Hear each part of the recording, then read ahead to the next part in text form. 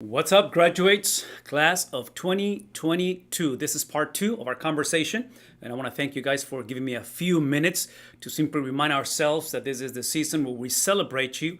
We want to remind ourselves also how much you have worked, how hard you have worked, and for you to come to the place where graduation is a reality. That's pretty remarkable.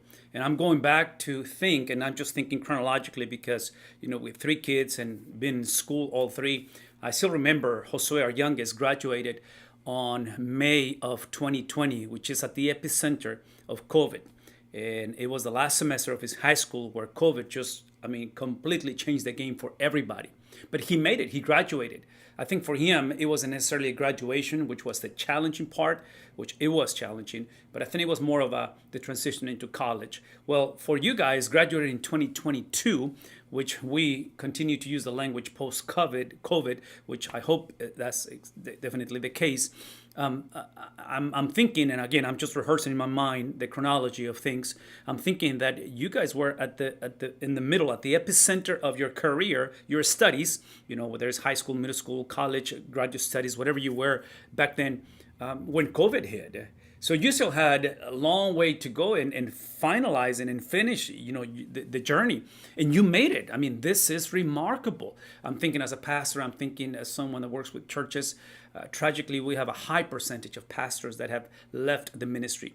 High number of churches have closed their doors, and again, kind of a side effects of COVID. You made it, and that's just a celebration. That's something that we are grateful, we're thankful, and we definitely recognize you. So once again, congratulations. The question comes, what's next? What do we do from here? Now, if you think with me for a quick second, typically when you accomplish something as graduating, which is again is very, very important, typically the preparation, the equipping, the training that you received is for you to do. Whatever is next, whether it's a career, whether it's moving to the next phase of education, decisions that you're going to make, marketplace, whatever that might be for you. It's about going, pursuing, achieving, getting. And I think you got to do that, whatever that might be. But the question now comes, and again, important as it is, I'd like for you to think with me for a quick second about character instead of just focusing primarily on action, behavior, the doing component. And I'm speaking of character because 2,000 years ago, this brother by the name of Paul is writing to a church that was doing a lot of things. They were at the epicenter of culture where things were happening. This is the place where if you are a graduate, you want to come and move into that place. I'm speaking of Rome, the epicenter of the world, and this time in history. Spiritually, this is the place, Rome. Where things are happening. I mean, there's so many gods and deities and belief systems and all that. So if you are a religious person, this is the place to go. If you want to start a business, this is the place to go. So there's a lot of things that are happening in Rome. And Paul is going to write to the church in Rome to kind of put a pause into the aggressiveness and the determination and the going and the doing. And he's going to challenge them to speak about character. So this is what I want to do. Just for a few minutes, let me talk to you about character. It is no accident that Paul is speaking to the Romans in the book of Romans. He's going to invest more than half of the book speaking of character.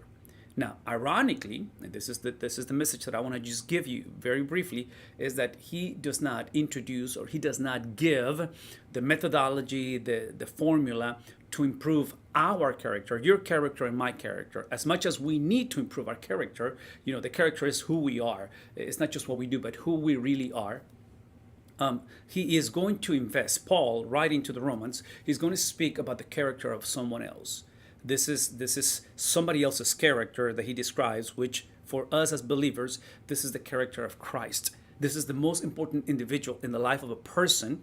And this is the person, speaking of Jesus, that his character became the revelation of the very essence of God, because he was God himself. So as you move into the next phase, as you think about what you need to do, what you're called to do, what your vocation is, what you're hoping to accomplish, as you fulfill dreams and desires, and you continue to fight and strive for whatever you need to do, I'd love for you guys to think about the character of Christ first and foremost. And this is why.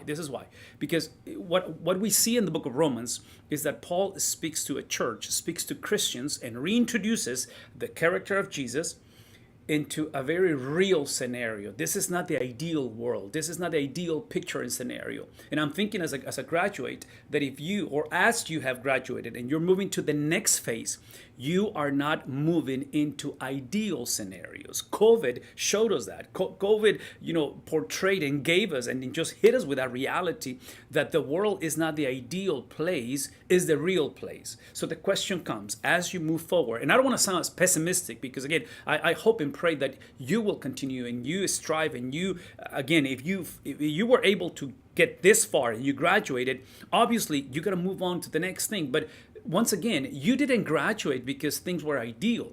You graduated in the context of the real. As you move into the next thing, and as now you qualified, you have the credentials, now you're accomplished, and you move to the next thing, let's just be careful that you and I don't move with a sense of entitlement just because we accomplished something that, the world, God, family, whoever owes us, the thing that now we're supposed to get, we're supposed to have ideal scenarios. Well, here's the thing. Paul is writing to a church that is in a very real scenario, and part of the reality of the scenario, for once, the church is in disarray internally. I mean, the church is in conflict. There's internal problems. There's division in the church. There's confusion doctrinally. There's disagreement. Does that sound familiar? I mean, that's our world, isn't it?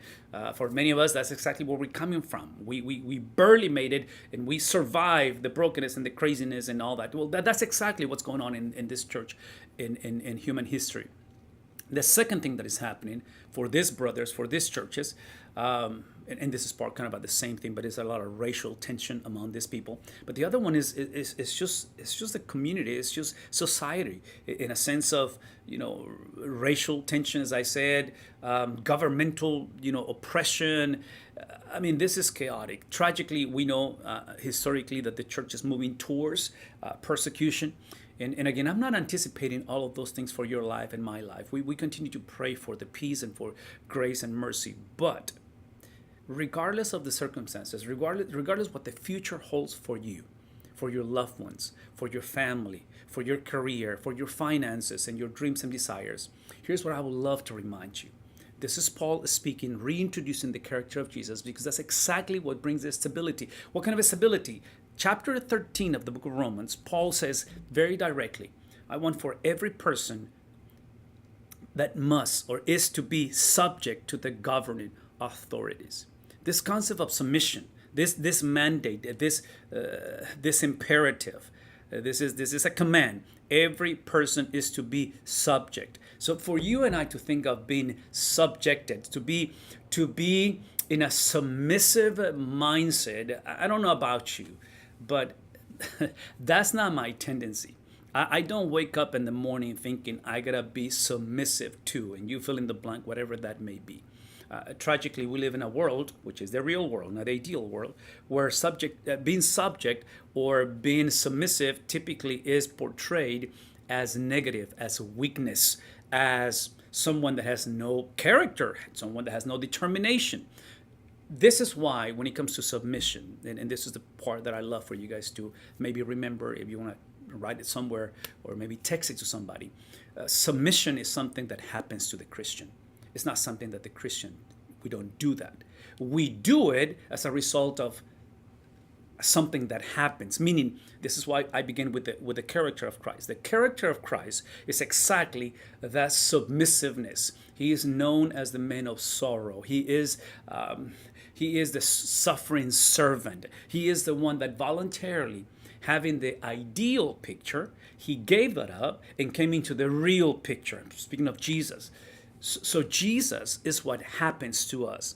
And when Jesus happens to you, this is how it's reflected. It's reflected through the submission of Jesus that now has been entrusted, it's been given, it's been accredited to you and I. So as you move into the next phase of your life, and by the way, I talk about going into the next phase, you are coming from a phase and you submitted. See, the reason why you've been empowered and you've been recognized and you qualified now is because you submitted in the context of real scenarios, not ideal scenarios, and you submitted to assignments and tests and paying tuition and whatever you did, and you made. So how do you make that a lifestyle? I'm going to say this again, okay? When the goal is a person, which in this case, I know you had a goal, which was graduation. But if you can make Jesus the goal, the character, the submission of Jesus as the goal, this is exactly where submission becomes a lifestyle. I believe, and this is what I understand from the Bible, that the church needed to learn that submission to the governor authorities,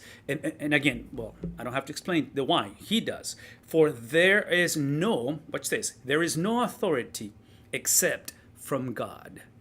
In other words, the definition and the concept of authority comes from the character of God, not from the circumstances, not from the abuse or the misuse that people have done, you and I have done, or exercised in the sense of authority. I know people, and the bullying is a reality, and I know people abuse authority, and I know life is not fair. All of those things are real, but Paul is telling the church, do not depend. Your character does not depend on circumstances. Your character does not depend on you. It is, again, character submission is something that happens to you. And as it happened to you when you give your life to Jesus, now you're able to submit. Now you're able to actually look at the surroundings, not the ideal, but the real. So when it comes to governmental, establishments and governmental authorities and governmental systems, we do not depend on who's in charge. We depend on the God who put that person or that system in place. Now, listen to me. I'm not implying that God approves everything that happens within our government or any other sphere of influence of authority. All that I'm saying is that God is the one who establishes the systems, the people.